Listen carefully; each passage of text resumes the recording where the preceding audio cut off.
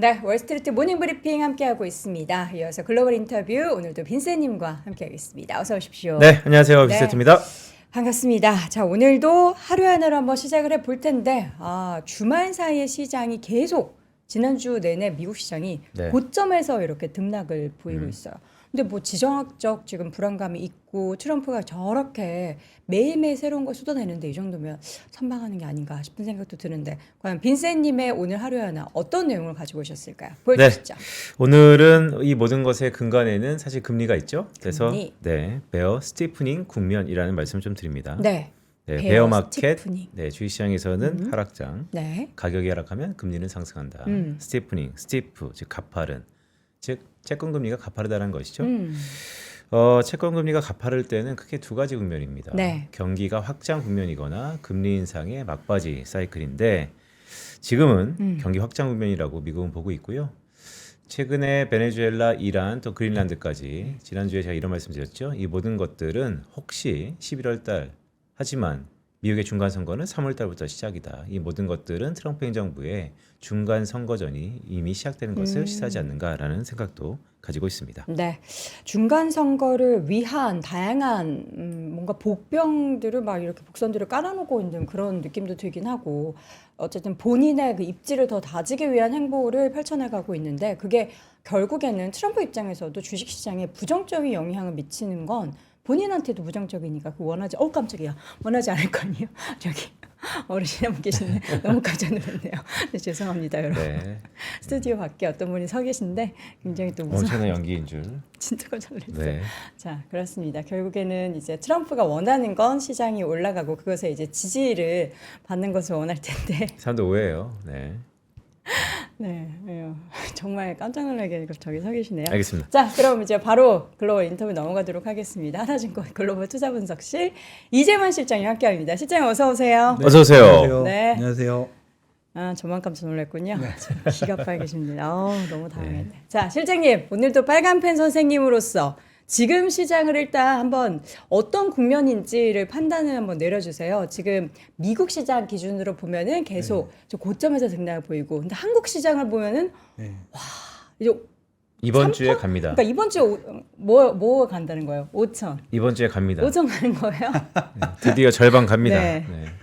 가는 거예요? 어떻게 되는 거예요? 한국 시장은 이게 메모리 가격이라든가 디램 가격에 되게 좀 민감하게 반응을 하다 보니까 아무래도 그냥 삼성전자와 하이닉스 이런 쪽들과 그리고 방산주들이 최근에 굉장히 주가가 좋다는 특징들을 갖고 있는 것 같습니다. 네. 근데 미국도 똑같죠. 미국도 메모리도 좋고 방산주도 좋고 그런데 문제는 이제 미국은 시가총액이 그런 쪽이 큰 게 아니라 네. 기본적으로 아시는 뭐 엔비디아라든가 마이크로소프트라든가 알파벳 이런 쪽들인데 최근에 아마 이런 쪽들의 주가 자체가 별로 좋지 못하다는 게 조금 단점 아닌 단점으로 지적이 좀 될 수는 있는 것 같습니다.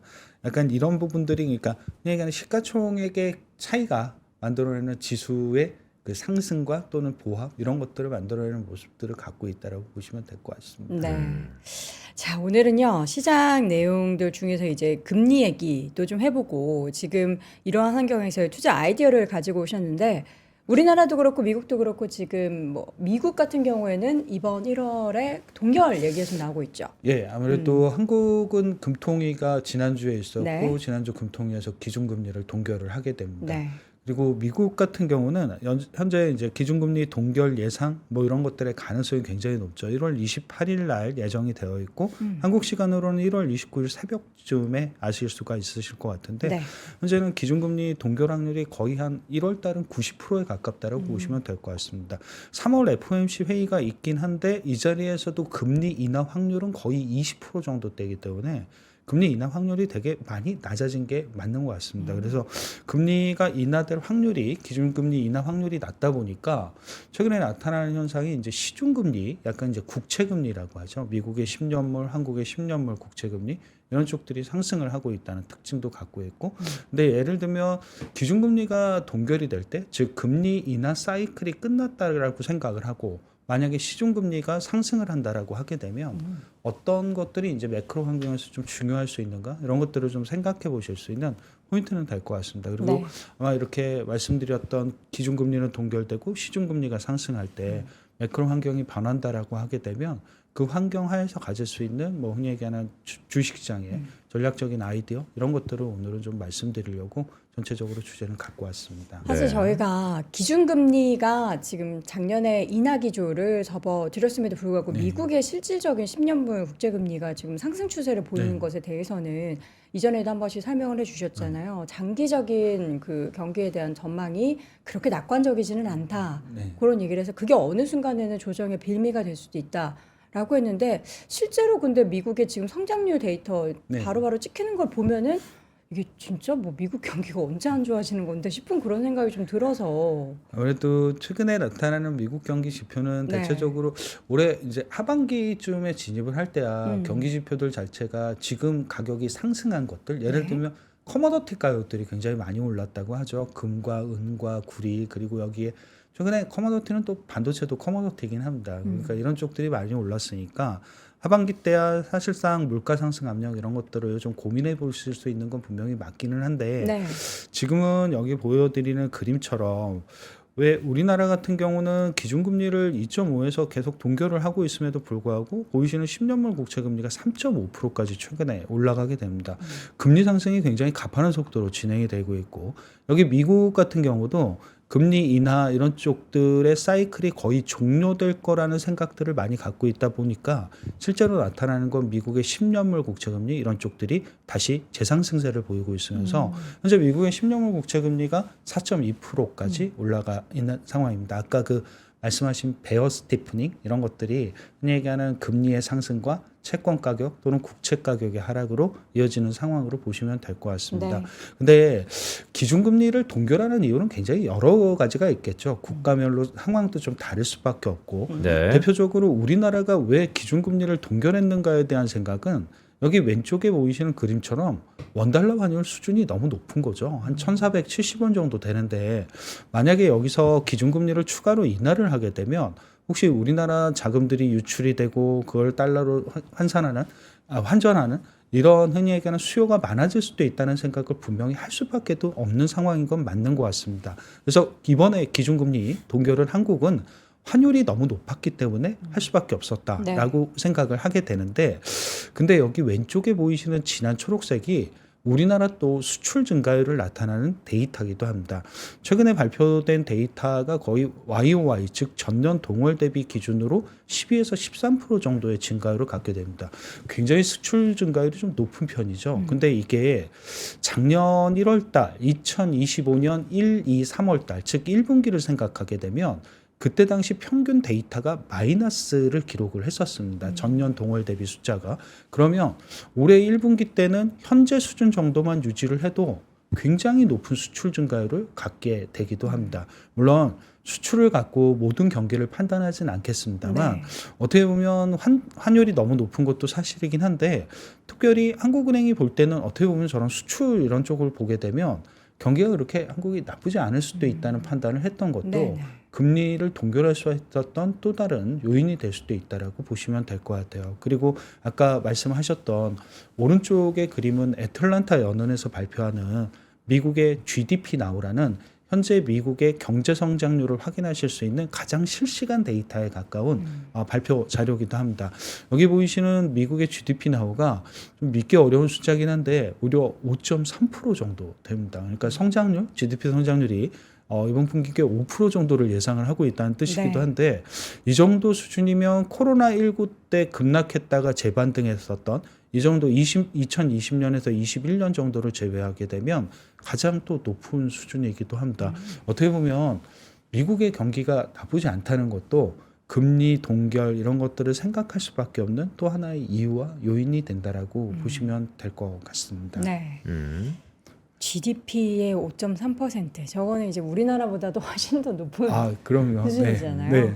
미국이 이렇게 성장할 수 있었던 동력은 결국에는 리쇼어링 아니에요? 그렇죠. 리쇼어링과 그리고 미국이 지금 올해 뭐 예상치로 갖고 있는 물론 성장 동력이긴 하겠습니다만 소비 증가율이 성장을 이끈다라는 쪽보다는 대부분 다 민간의 투자 증가율 자체가 성장을 이끄는 특징도 갖고는 있습니다.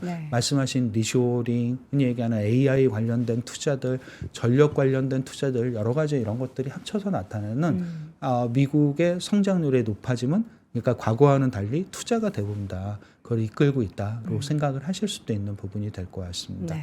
아마 이거의 연장선상에서 좀 보실 수 있는 게 그러니까 미국의 투자 데이터는 굉장히 여러 가지가 있을 수 있겠습니다만 우선 기업들이 생각할 때 금리가 더 떨어지지 않을 것 같다는 생각을 하게 되면 어떤 측면들이 있을까에 대한 생각은 만약에 물론 차입을 해서 무조건 투자를 한다는 뜻은 아니긴 하겠습니다만 금리가 더 떨어지기 어렵다라고 하게 되면 여기 금리가 내가 빌릴 수 있는 최저 금리가 될 수밖에 없는 거죠.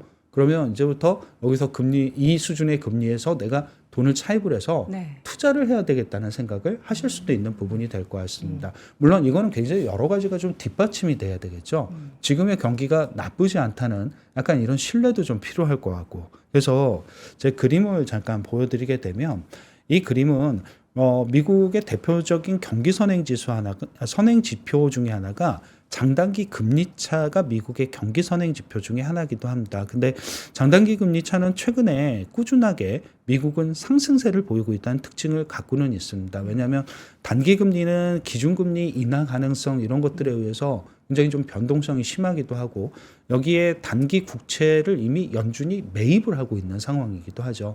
단기 국채 같은 경우 즉 2년물 국채 금리와 같은 단기 국채 금리는 그렇게 오르기는 쉽진 않은 환경인데 앞서서 보셨던 미국의 10년물 국채 금리 같은 경우는 성장률이 개선되는 부분들 금리 인하가 종결되는 부분들 이런 가능성들을 반영을 하게 되면서 상승을 하다 보니까 네. 미국의 장단기 금리 차는 의외로 계속 꾸준하게 이렇게 보이시는 것처럼 상승세를 유지를 하고 있습니다.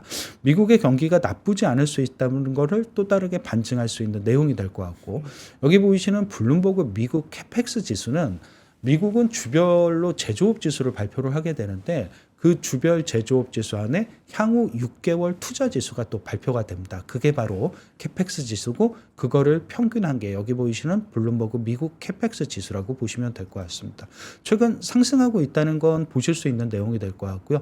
이건 역시도 ISM 제조업 지수랑 해석은 비슷하게 하시면 되는데 50 이상이면 확장 국면입니다. 근데 최근에는 확장 국면에서 2개월 연속 상승세를 보이고 있다는 특징도 갖고는 있는 것 같습니다. 조금 대단히 좀 매크로한 지표이기도 하지만 미국의 그 흔히 얘기하는 기업들의 투자가 늘어날 수 있고 네. 투자의 확대 가능성이 여전히 좀 향후에도 높다는 측면들을 생각해 보실 수 있는 데이터는 여기에도 있다라고 보시면 될 것 같습니다. 그러니까요. 그 이재만 시장님이 지난 한 2, 3주 전부터 드디어 미국이 이제 투자를 하기 시작한다라는 말씀을 주셨었잖아요. 미국이 이렇게 투자를 하게 되면 결국 우리가 생각하는 것처럼 시차를 갖고 소비가 좋아진다 이렇게 좀 보시는 건가요? 근데 그거는 이제 일반론적인 얘기는 분명히 맞는 것 같습니다. 근데 이제 다만 최근에는 약간 투자가 주도하는 시간들이 조금 늘어나고 소비는 그거를 뒷받침하지 못하다 보니까 아마 소비에 대한 불안 자체는 약간 너무 물가가 높은 수준을 유지하고 있다는 것 이런 것들이 좀 미국 측면에선 부담이 되는 것 같습니다. 물가의 하락이라든가 이런 것들이 좀 떨어지는 과정에서 소비가 늘어날 수 있다라고 보시는 게 맞을 것 같은데 현재는 그럴 수 있는 가능성이라든가 이런 게 그렇게 높지는 좀 않아 보입니다. 아까 말씀드렸던 하반기 때 좀 물가 상승 압력이 다시 나타날 수 있다는 게 네. 미국이 갖고 있는 우려기도 하니까 지금은 좀 투자 경기가 좋아지는 부분에 먼저 좀 포커스를 맞추셔서 경기를 보시고 전략의 아이디어를 짜보시는 게 더 맞을 수도 있다는 생각을 갖게 되는 부분이 있습니다. 그러니까요. 이게 보통 우리가 정치는 경제의 함수다라는 얘기도 많이 해서 네. 지금 트럼프 지지율이 계속 곤두박질 치고 있잖아요. 네. 미국 경제가 이렇게 좋음에도 불구하고 그럼 말씀하셨던 것처럼 원래 투자가 늘면 따라서 소비도 늘어야 되는데 이제 그런 분위기가 아니니까 그렇다면 지금의 트럼프 행정부의 행보를 보면 이게 지지율을 끌어올리려면 소비가 살아나야 되는데 소비는 말씀하시는 것처럼 녹록치 않고 그럼 도대체 어떻게 해야 되냐에 대해서 우리가 왜냐면 계속 이번 주에 그냥 느낌상 주말 사이에 나타났던 여러 뉴스 플로우들 중에 그린란드 이게 자칫하다가는 우리가 너무 그냥 별거 아니겠지라고 하다가 다보스 포럼에서 또 한마디 하면서 자칫 또 시장의 분위기가 바뀌지 않는가 이런 우려 섞인 한 주기도 하거든요. 이 모든 것들이 말씀하셨던 것처럼 미국이 경기가 좋습니다. 투자가 살아납니다. 그런데 당체 소비가 안 살아나서 미국 경제는 소비 없는 경제가 됐을 경우에 우리는 어떻게 이걸 받아들여야 될지가 좀 고민이거든요. 지금 당장은 미국의 경제 패러다임이 투자로 바뀐다. 이런 것들을 활용하는 전략들이 되게 좋을 수밖에 없겠죠. 네. 그러니까 흔히 얘기하는 수많은 커머더티 가격이 올라가는 과정에서 그 가격 상승을 다른 쪽으로 전가시킬 수 있는 기업들이 대단히 좋은 건 맞을 것 같습니다. 근데 이게 굉장히 일부 기업에게 국한될 수밖에 없는 얘기일 수밖에 없습니다. 그러니까 이게 전체 기업들이 모두 다 그럴 수 있다는 게 아니고 전체 기업들은 미국의 소비가 경기가 좋아질 때 오히려 더 나은 성과를 낼 수도 있겠죠. 그래야 흔히 얘기하는 수입 수요라든가 이런 게 많아질 수도 있으니까요. 지금은 투자 관련된 수요들이기 때문에 기업 측면에서 보게 되면 흔히 얘기하는 수주 산업들이라든가 기업과 기업 간의 거래를 하는 예를 들면 반도체를 팔거나 예를 들면 전투기를 팔거나 이런 쪽들만 이게 흔히 얘기하는 굉장히 좋음을 느낄 뿐이지 그게 다른 쪽으로는 좀 확산되지는 않고 있는 상황이기도 합니다. 그러니까 미국의 소비 경기가 활성화될 땐 종목으로도 흔히 얘기하는 종목 확산 현상이 나타나기도 하는데 이게 지금은 조금 나타나지 않고 있고 네. 나타나기도 좀 쉽지 않은 상황이 지금 연출이 되고 있다라고 보시면 될 것 같은데 이 부분은 제 생각에 미국의 소비라든가 이런 것들을 증진시킬 수 있는 정책적인 좀 변화가 많이 필요할 거다라는 생각을 가지고는 있습니다. 그러니까 예를 들면 미국이 재정 지출을 한다라고 할 때 얘기하는 뭐 소비 쿠폰이라든가 이런 것들을 좀 활용할 수 있는 대안들 이런 것들이 아마 좀 본격적으로 필요한 시기가 좀 되지 않았을까? 그리고 그게 있어야 미국의 소비 경기도 물론 장기적인 효과는 좀 다르게 생각을 해봐야 되겠습니다만 네. 좀 단기적인 효과는 그런 것들로 인해서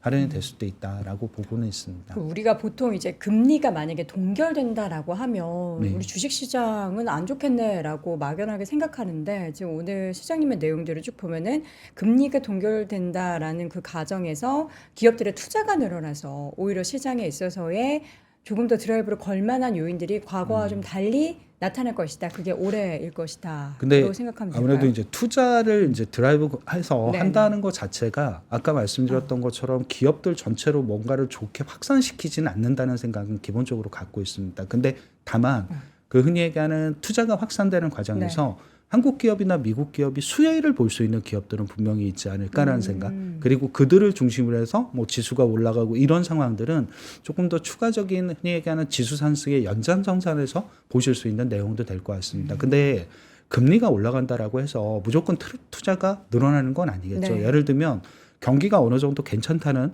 그런 기본적인 가정도 있어야 되고 그리고 여기 그림을 또 하나 보여드리게 되면 네. 만약에 기업들 금리가 올라가는 과정에서 기업들의 투자가 늘어나려고 하면 기업들의 신용 위험이 굉장히 적어야 됩니다. 기본적으로 기업들의 파산 위험 이런 것들이 높아진다라고 하게 되면 이게 또 의미가 없어지게 되겠죠. 근데 여기 보이시는 왼쪽에 보이시는 그림이 미국의 하이힐드 신용 스프레드니까 거의 뭐 투기 등급, 정크본드 이런 쪽들의 흔히 얘기하는 미국 국채 금리와의 격차라고 보시면 될 것 같아요. 네. 이게 빠른 속도로 올라가 버리게 되면 실제로 기업들의 파산 리스크가 굉장히 높아지기 때문에 투자가 일어날 수가 없습니다. 근데 보시는 것처럼 굉장히 최저 수준까지 미국은 흔히 얘기하는 기업들의 부도 위험 이런 것들이 떨어지고 있는 상황이기도 하죠. 오른쪽은 참고 삼아 우리나라는 기업어음이라고 해서 커머셜 페이퍼의 그 금리가 있는데 아마 이게 국내 기업들의 단기 조달 금리 정도로 생각을 하시면 될 것 같습니다. 최근에 여기 보이시는 것처럼 연말에 굉장히 이 금리 자체 수준이 높아졌다가 다시 한번 좀 하락 전환하는 모습들 아마 이런 것들을 좀 생각해 보신다라고 하게 되면 기업들의 투자라든가 이런 것들이 조금 더 증진될 수 있고 금리 상승에서 나타날 수 있는 환경 이런 것들로 생각을 해보실 수 있는 내용은 될 것 같습니다. 그러니까 이게 왜 이렇게 여쭤보냐면 지난 연말일 거예요. 이재만 위원 오셔가지고 1월 달에 오르는 종목이 그해 주도주다. 이게 엄청난 임팩트가 있었거든요. 그러면서 이제 한 1월 이제 중반이 넘어가고 있잖아요. 네. 그런데 이제 미국은 투자가 좋아집니다. 그러면 생각보다 스프레드 아웃 되는 게 아니고 종목이 정해져 있습니다라고 하면 이쯤 미국의 성적표를 보면 앞으로 한 열흘 정도 남았지만 네. 올해 상반기 주도주는 이제 정해졌다고 봐도 되는 건가 아니면 한 열흘 정도 더 봐야 되는 건가 이게 좀 궁금해서요. 거의 그냥 약간 색깔이 이미 좀 정해져 있는 것 같습니다. 어느 정도 그러니까 최근에 미국을 주도하고 있는 대표적인 업종이 대부분 다 원자재, 소재 이런 쪽들입니다. 금, 은, 동 이런 쪽에 다 관련된 영향을 갖고 있는 대표 기업들이 실제 주가가 굉장히 좋은 편이기도 합니다. 물론 보셨던 디램, 뭐 메모리, 반도체 이런 쪽들도 굉장히 주가 성과가 좋기 때문에 이런 쪽들이 조금 더 주도할 수 있는 시장들, 그러니까 가격권을 갖고 있는 기업들이 되겠죠. 네. 가격을 그 흔히 얘기하는 시장에서 보여주고 그 가격들, 커머디티 가격들을 반영을 하게 되면서 그 커머디티 가격들이 실적으로 이어지는 기업들. 그러니까 소비로 이어진다라기보다 실제로 그 만드는 제품들은 대부분 다 기업과 기업 간의 거래를 할 때 쓸 뿐이기 때문에 소비자들이 느끼는 흔히 얘기하는 뭐 경기하고는 전혀 좀 무관한 기업들, 이런 기업들이 굉장히 좀 강세를 보이고 있고, 그게 아마 올해 좀 상반기 정도까지는 주도할 수 있는 대표적인 기업들이 좀 되는 것 같습니다. 네. 그러면 이제 어떤 업종이 되고 어떤 종목이 되는지도 같이 이제 정리해 주실 텐데, 먼저 미국 시장, 국내 시장에 있어서 기준금리 동결, 시중금리가 상승할 때 기업 투자가 어떻게 주가에 영향을 미치는지 데이터 먼저 좀 체크해 볼까요? 우선 실제로 그렇게 흔히 얘기하는 기준금리가 동결이 되고 시중금리가 상승을 하게 되면 주식시장도 투자하는 기업들을 환영할 거냐라는 생각. 여기 막대 그래프가 뭐냐면, 조금 이렇게 설명을 드리게 되면, 과거에 미국의 연준이 기준금리를 동결을 하고 지금처럼 미국의 10년물 공채 금리가 상승을 할 때 한 개 분기 정도를 놓고 평균 주가 수익률을 계산을 해보게 됩니다. 예를 들면 그 분기 동안 굉장히 투자가 늘어난 업종이 있을 거고 투자가 또 줄어든 업종이 있겠죠. 그래서 미국을 기준으로 해서 그 분기 동안 투자가 늘어난 상위 3개 업종과 그 분기 동안 투자 증가율이 가장 낮았던 하위 3개의 업종들, 이런 쪽들의 분기 주가 수익률을 평균적으로 비교를 해보게 되면 굉장히 크게 차이가 지워지게 됩니다. 오히려 이런 국면에서는 실제로 투자를 많이 했던 기업들이 오히려 주가의 성과가 되게 좋았던 거죠. 네. 결과적으로 지금 금리 이제 뭐 흔히 얘기하는 하락 이런 것들이 끝나면 여기서부터 새로운 성장 동력을 찾기 위해서 투자를 하는 기업들에게 오히려 주가도 더, 또는 주식시장도 더 프리미엄을 많이 줬다는 걸 생각해 보실 수 있는 내용이 될 것 같습니다. 근데 이거는 조금 미국하고는 한국이 좀 상황이 다를 수도 있긴 있는데, 한국 같은 경우는 수익률이 미국보다 높지는 않습니다만 기본적으로 똑같은 기준 하에서, 예를 들면 연준은 기준금리를 동결을 하고 미국의 10년물 국채금리가 상승을 하고 한국도 한국은행 자체가 스탠스가 크게 다르지 않는다라고 하게 되면 연준의 저런 정책을 어느 정도 반영을 하게 될 텐데, 이런 과정에서 한국도 똑같이 코스피 내에서 분기별로 보게 되면 투자 증가율이 높았던 3개 업종과 낮았던 3개 업종의 주가 수익률 차이는 여전히 투자를 늘렸던 업종들의 주가 수익률이 굉장히 좋았다는 걸 측면적으로 좀 보실 수 있는 내용도 될 것 같습니다. 약간 물론 경제의 방향성 자체를 정방향으로 해석을 한 거죠. 기본적으로 금리가 동결이 되고 시중금리가 상승을 하게 되면 네. 기업들의 투자가 느는 게 일반적이니까 이거를 먼저 주식시장이 정반영으로 반영을 했다라고 보실 수도 있는 내용이 될 것 같습니다. 근데 다만 여기서 이제 흔히 얘기하는 우리가 기업을 선별한다라고 했을 때 의미가 좀 조심스럽긴 하죠. 무조건 투자를 늘린다고 해서 그 기업의 주가가 오를 수 있는 건 아닙니다. 그쵸. 그래서 약간 투자를 늘릴 수 있는 환경들을 갖고 있는 기업들을 선별하는 것도 하나의 방법론적인 부분의 접근의 전략이 될 것 같습니다. 잠깐 그런 것들에 대한 변수, 이런 것들을 좀 말씀을 드릴 텐데, 네. 우선 기본적으로 투자를 하려고 하면 그 기업의 투자 수요라는 게 있어야 됩니다. 투자 즉, 수요. 흔히 얘기하는 기업이 발현적으로 투자를 자생적으로 내가 이제 해야 되겠구나라는 생각이 필요한데, 네. 그걸 어떻게 판단을 할 수 있느냐에 대한 생각입니다. 이거는 기업이 갖고 있는 재고입니다. 즉 매출액 대비 내가 갖고 있는 재고 비율이 만약에 높다라고 하면 그건 굳이 투자가 필요 없겠죠. 기존에 있는 재고를 팔면 되니까요. 근데 만약에 매출액 대비 얘기하는 재고 자산 비율, 재고 비율이 낮다라고 하게 되면 그건 아마 투자를 해야 된다는 그 흔히 얘기하는 기업의 자생적인 환경적인 변화, 이런 것들이 생길 수 있다라고 보시면 될 것 같아요. 이거는 개별 기업별로 보셔야 되는데, 참고로 그냥 미국의 데이터를 보여드리게 되면 현재 미국의 매출 대비 재고 비율은 대략적으로 한 1.348배 정도 되기 때문에 상대적으로 과거 평균 대비해서는 조금 낮은 수준이긴 합니다. 약간 투자가 조금 더 미국이 필요하다는 걸 보여주게 되는 데이터가 되는 것 같습니다.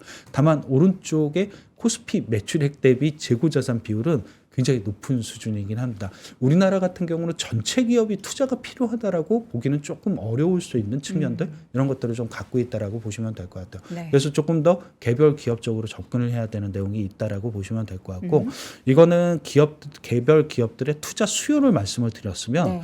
두 번째로는 그 기업들이 투자할 만한 능력이 있는가를 좀 보셔야 되겠죠. 그러니까 무조건 금리가 이제부터 올라갈 거니까 여기서 차입을 하자라는 뜻은 아니었습니다. 네네. 기본적으로 그 기업이 갖고 있는 현금이라든가 이런 게 많은 기업들이 상대적으로 오히려 뭐 투자에 대한 수요가 필요하다라고 하게 되면 조금 더 자기가 갖고 있는 현금을 활용해서 적극적인 투자가 가능할 거니까 기업들별로 보게 되면 이런 것도 하나의 기업 주가의 리레이팅으로 활용할 수 있는 데이터들. 그래서 여기 보이시는 매출액 대비 잉여현금 흐름의 비율이니까 내가 얼마나 돈을 많이 갖고 있는가에 대한 데이터가 되기도 합니다. 뭐 미국이 낮은 수준은 아니죠. 대략적으로 한 10% 이상 정도의 수준을 유지를 하고 있는데 한국이 월등히 높아지고 있다는 게 오른쪽에 보이시는 그래프의 또 특징이기도 합니다. 물론 잉여현금 비율이 예, 굉장히 최근에 그러니까 흔히 얘기하는 기업들의 이익이 좋아졌다는 뜻이 되겠죠. 물론 그 기업들 일부 기업들이긴 하겠습니다만 이익이 워낙 좋아지다 보니까 현금 흐름이 굉장히 좋아졌다는 특징도 갖고는 있습니다. 물론 이 현금을 무조건 다 투자를 하는 건 아니겠죠. 배당이라든가 이런 쪽들로 전환하는 기업들도 분명히 있긴 있을 겁니다. 근데 앞에 투자 수요가 어느 정도 있다면 배당보다는 약간 더 기업 투자의 확대 이런 것들로 쓸 가능성이 높다라고 보실 수도 있는 내용이 될 것 같습니다. 이게 기업들의 투자 가능성, 가능을 보여주는 지표고요. 네. 이거 세 번째 지표는 너무 당연한 건데 투자를 했으면 매출로 전환이 돼야 되겠죠. 그냥 투자로 끝나면 그거는 기회비용의 다 함몰이기 때문에 그렇죠. 주식시장에선 좋아할 리가 없습니다. 네. 그래서 흔히 얘기하는 투자를 하면 이게 얼마나 매출로 빨리 전환이 될 수 있고 매출로 전환될 수 있는 확률, 가능성 이런 것들이 높은가도 개별 기업별로는 보셔야 됩니다. 당연히 이렇게 왼쪽은 미국이고 오른쪽은 한국인데 네. 보시게 되면 자연스럽게 똑같죠. 투자가 늘면 매출이 든다. 이런 것들은 지수 전체적으로 나타나는 환경이라고 보시면 될 것 같습니다. 그러니까 우리가 투자가 늘면 매출이 는다로도 볼 수 있는데 매출이 늘어날만 하니까 기업들이 투자를 투자를 하는 할 수도 거다. 있다. 뭐 예, 이렇게 있습니다. 이게 생각을 할수 그러니까 있군요. 약간 닭이 먼저냐, 달걀이 먼저냐인데 약간 생각해 보면 그래도 투자가 늘면 자연스럽게 기업의 매출도 그쵸. 늘어나야지. 늘어날만 예. 하니까 하는 거죠. 네, 그래야지 주가 측면에서도 좋을 수 있다라고 보실 수 있는 내용이고 마지막으로는 투자를 하면 수익률이 좋아야 됩니다. 기본적으로 기업의 수익률. 그러니까 예를 들면 투자를 했을 때 그 기업이 벌어들이는 돈을 보실 수 있는 대표적인 지표가 투하 자본 대비 수익률이라는 ROIC라는 데이터인데 ROIC. 예, 그게 높아야 좋겠죠. 투자를 했는데 그 투자 수익성이 좋지 않으면 그 기업은 저게 매출로 전환이 될 수 있는지 그리고 저게 얼마나 기업의 수익성 이런 것들을 좋아지게 만들 수 있는지 알 길이 없거든요. 그렇기 때문에 투자의 수익성, 저 ROIC라는 데이터, 약간 뭐 ROE랑 좀 비슷한 컨셉일 수도 있는데 투하 자본 대비에 대한 수익률 이런 것들도 보실 필요가 있으실 것 같습니다. 네. 여전히 한 미국은 한 12% 정도 수준의 높은 수준을 유지하고 있고요. 한국은 여기 보이시는 분기 데이터긴 한데 최근에 좀 꾸준히 상승세를 보이게 되면서 분기별 데이터, 최근 데이터가 한 3.8% 정도까지 올라가 있는 상황입니다. 미국은 12%고 한국은 3%다가 아니고 한국은 3.8 정도 수준이 분기별 수준이니까 저게 곱하기 4를 하시게 되면 대략적으로 연간 수준의 ROIC 이런 것들을 보실 수 있는 내용도 될 것 같습니다. 그래서 투자를 하면 수익성도 줘야 된다. 투자 수익성을 보실 수 있는 저런 투하 자본 대비 수익률 이런 데이터들도 한 번씩 체크를 기업별로 해보시는 것도 기업의 그 투자를 보면서 생각하실 수 있고 판단하실 수 있는 대표적인 지표들이 될 것 같습니다. 이 9페이지 있지 않습니까? 네. 기업 선별 투자 여력이 있어요. 오른쪽에 보면 이게 이제 프리 캐시플로우잖아요. 잉여 현금 흐름. 잉여 현금 흐름이 이렇게 비율적으로 가팔라졌다. 이것을 투자 여력이 있다라고도 볼 수 있지만 이게 최근에 이제 배당 여력. 네. 그렇죠. 그러면 이 기업이 투자를 더 많이 한다고 봐야 되는 건가요? 아니면 배당을 더 할 거라고 봐야 되는 거예요? 아니면 둘 다 할 거라고 봐야 되는 거예요? 근데 이거는 앞서 말씀드렸던 것처럼 그 기업별로 네. 재고가 얼마나 매출액 대비 낮아져 있는가, 재고 비율 이런 것도 보셔야 되고 그리고 그 기업이 흔히 얘기하는 투자를 했을 때 매출로 전환할 수 있는 확률 이런 것들도 상대적으로 높은 기업들이 할 가능성이 높겠죠.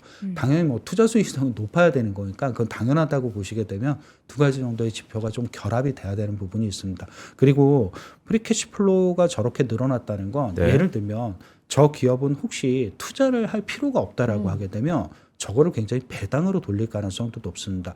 약간 양쪽으로 보게 되면 모두 다 주가적인 측면에서는 괜찮을 수 있는 거죠. 투자를 늘려서 향후 성장 산업을 갖고 오는 것도 좋은 방법 중에 하나고 정 안 되면 투자할 데가 없으면 주주들에게 이걸 환원하는 것 역시도 주가적인 측면에서는 대단히 조금 유리하고 주가가 상승할 수 있는 또 다른 상승의 배경이 될 수도 있다라고 보시면 될 것 같습니다. 그러니까요. 그러니까 뭐로 가도 서울만 가면 된다. 네, 그런 그쵸. 컨셉일 네. 수도 있겠네요. 네, 근데 대신 저 돈을 계속 저렇게 쌓아두면 안 되겠죠. 기본적으로 기업은 현금을 활용을 하고 그거를 쓸 때 주가가 재평가받고 리레이팅 된다는 특징을 갖고 있습니다.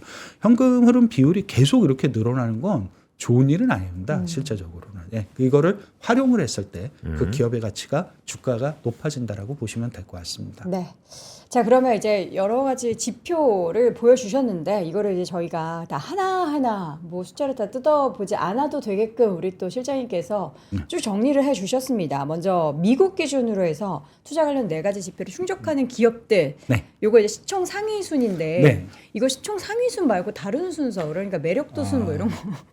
네, 이런 거 주시면 안 돼요? 매력도 네. 순으로도 평가를 할 수는 네네. 있는데 매력도 순으로 하게 되면 굉장히 낯선 기업들이 위로 올라오게 아, 됩니다. 그래요? 예, 그러니까 예를 들면 매력도를 이렇게 숫자로 평가를 하게 되면 여기 프리포트 맥모란이라든가 에머슨 일렉트릭 이런 기업들이 굉장히 높게 상위로? 상위로 평가를 받게 됩니다. 물론 굉장히 좋은 기업들입니다. 네네네. 좋은 기업들이긴 한데 다만 이 기업들을 접근하시기는 조금 쉽지는 않으실 것 같아서 오히려 그냥 시가총액 상위 순서대로 보여드리는 게 네. 약간 접근성과 그리고 보시기에 용이성이 좀 더 있다라고 생각을 가지고는 있었습니다. 그래서 약간 아까 보셨던 투자 수요를 판단할 때의 지표가 매출액 대비 재고 비율이라는 말씀을 드렸습니다. 네. 조금 이게 과거 평균 대비 낮다라고 하게 되면 재고를 확충하는 수요들 이런 것들은 좀 생길 수 있다라고 첫 번째로 생각을 했었던 데이터였고 투자 가능 판단 여부가 아까 보셨던 이 기업이 돈이 있어야 투자를 하겠죠. 그쵸. 그래서 매출액 대비 프리 캐시플로우가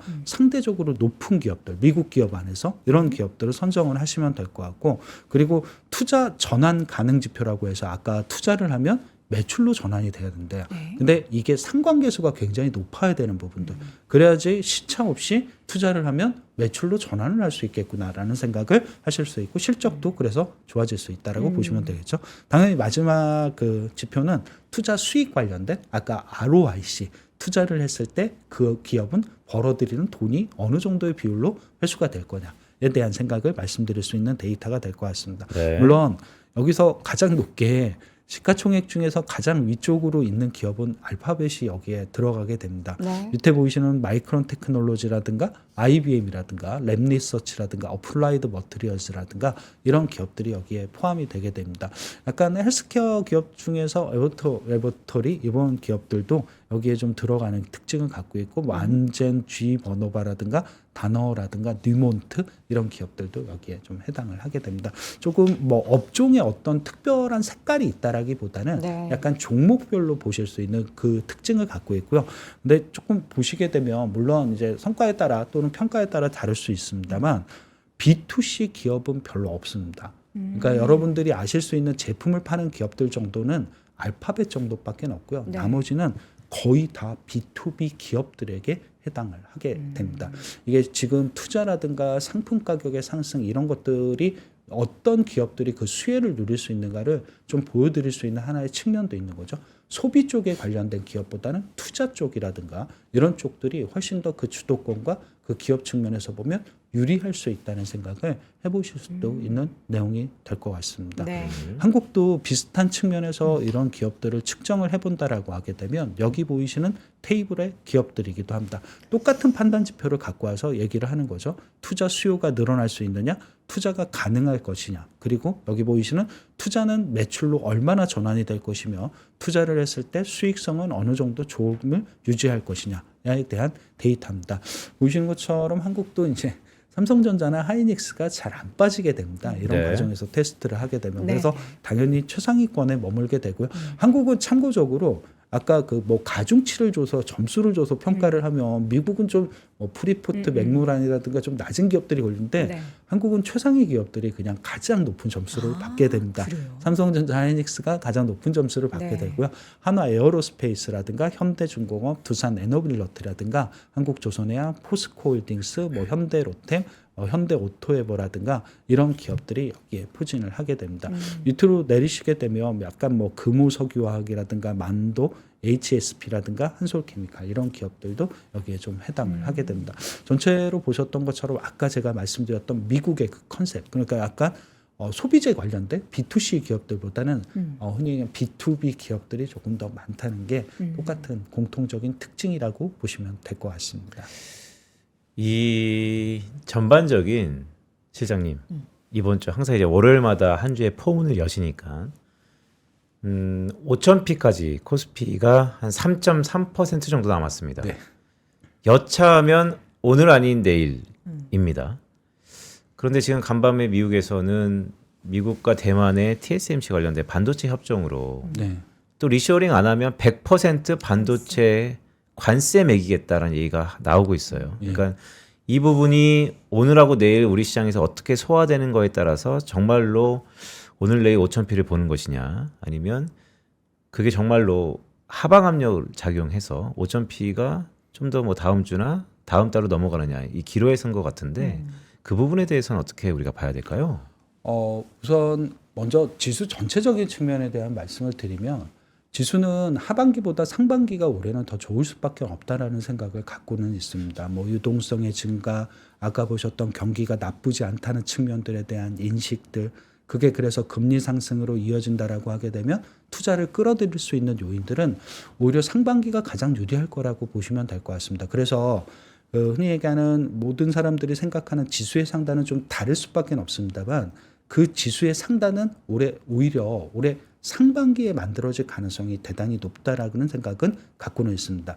그래서 만약에 물론 5,000피가 올해 상단은 아니긴 합니다만 만약에 5,000포인트를 넘어가는 것도 그 속도는 굉장히 빠를 거다라는 생각이 들어지게 됩니다. 물론 오늘은 되게 좀 조심스럽죠. 관세 이슈라든가 이런 것들이 반도체 쪽에 부과가 돼 있으니까. 근데 약간 시장이 심리적으로 바라본다라고 하게 되면 만약에 이런 것들을 좋게만 해석을 한다라고 하는 시장이고 호재를 굉장히 강하게 반영하는 시장이라고 하게 되면 예를 들면 그럼 그냥 미국에 투자를 하면 관세가 없어지겠나 보나.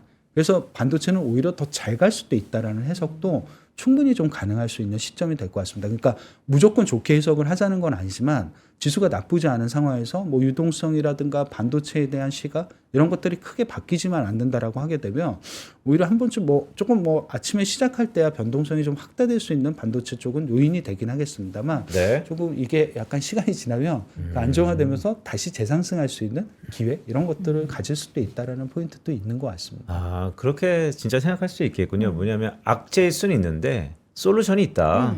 물론 미국으로 투자하면 우리 외환시장 지금 달러 환율의 변동성이 좀 크겠지만 뭐 원화도 약세면서 주가도 잘 왔는데 뭐가 다를 게 있겠느냐. 그렇죠. 예전에는 원화가 강세여야지 주가가 간다. 이게 너무 공식이었는데 요즘은 이런 공식 자체가 깨어져 버렸기 때문에 사람들의 생각이 좀 다를 수도 있겠구나라는 측면들도 해석을 하실 수 있는 내용이 있으실 것 같습니다. 오늘은 반도체 관련해서 지금 악재 나온 거 싹 이제 우리 주리님이 정리해 주시고 있는데 모두가 아는 악재는 또 호재라는 말씀하시는 분도 계시고 조금 불안하신가 봐요. 근데 오늘은 저희 이재만 시장이 해안을 주셨기 때문에 오늘의 마무리는 오랜만에 제가 한번 해보죠. 자, 이재만 시장은 다음 주에 저희가 이제 5,000피 시대를 맞이하면서 다시 한번 볼 것 같습니다. 자, 하나증권 글로벌 분석실의 이재만 실장과 함께했습니다. 고맙습니다. 고맙습니다. 네.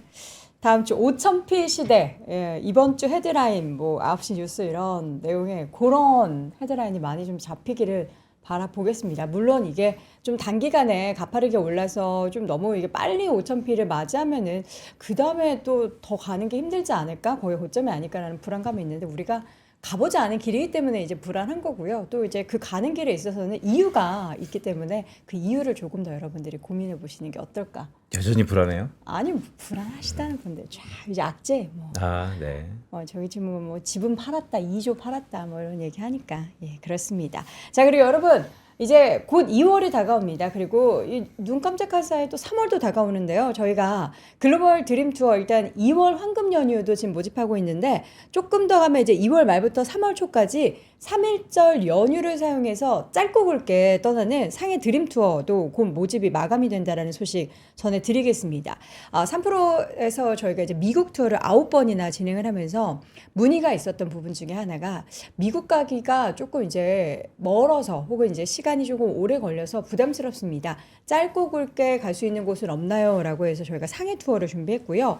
그리고 중국 산업의 유충지이자 또 제조와 무역부터 금융까지 압도적인 성장을 이뤄내고 있는 중국 상해에서 전 세계에서 인정받는 복단대 그리고 상해 교통대 재학생과 함께 만나고요. 상해 임시정부 청사 역사 탐방 그리고 중국 대표 빅테크 기업들의 현지자 특강도 함께 준비하고 있습니다. 예원, 주가가, 수양마을 등 관광까지 완벽한 일정으로 연휴 여러분 만끽해 보셨으면 좋겠고요. 더 자세한 사항이 궁금하시면 영상 하단 그리고 지금 화면에 보이시는 전화번호로 메시지 보내주시면 저희가 바로 상담 도와드리도록 하겠습니다. 자세한 사항 영상 하단 링크도 참조해 주시고요. 저희는 내일 오전 6시에 다시 돌아오겠습니다. 여러분 오늘도 고맙습니다. 고맙습니다.